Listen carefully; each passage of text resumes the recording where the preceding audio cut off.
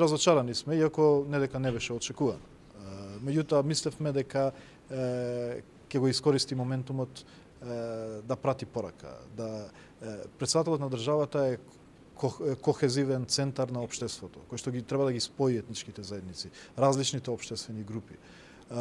И таа улога не ја одигра во последните 8-9 години. Имаше можност овие денови во неговата последна година да испрати таква порака на кохезија, на сплотување, на отварање на перспективата на државата. Меѓутоа, очигледно не може да излезе од неговата матрица на функционирање и покрај нашите обиди да бидеме коректни. И покрај нашите оспорувања на легитимитетот, знаете дека само јас бев 2 пати кај него да го поканам да биде дел од консензусот. Меѓутоа, покрај тоа што не разочара, не загрижува, пошто ќе го прегласаме пак во законот во собрание во наредните денови.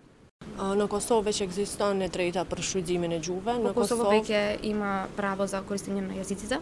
Në Kosovë gjuhë zyrtare pra janë 3 gjuhë, është gjuha shqipe, është gjuha serbe dhe gjuha turke. Во Косово веќе имаме 3 службени јазици, албанскиот, српскиот и турскиот јазик.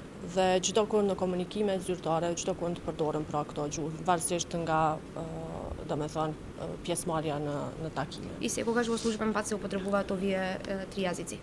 Mendoj se është me të vërtetë e rëndësishme sidomos për procesin e integrimit evropian që çdo komunitet në çdo vend të gëzojë shprehjen në gjuhën e tyre amtare. Мислам дека е многу важно за европското интегрирање во секоја земја, секоја заедница да може да го употреби својот мајчин јазик.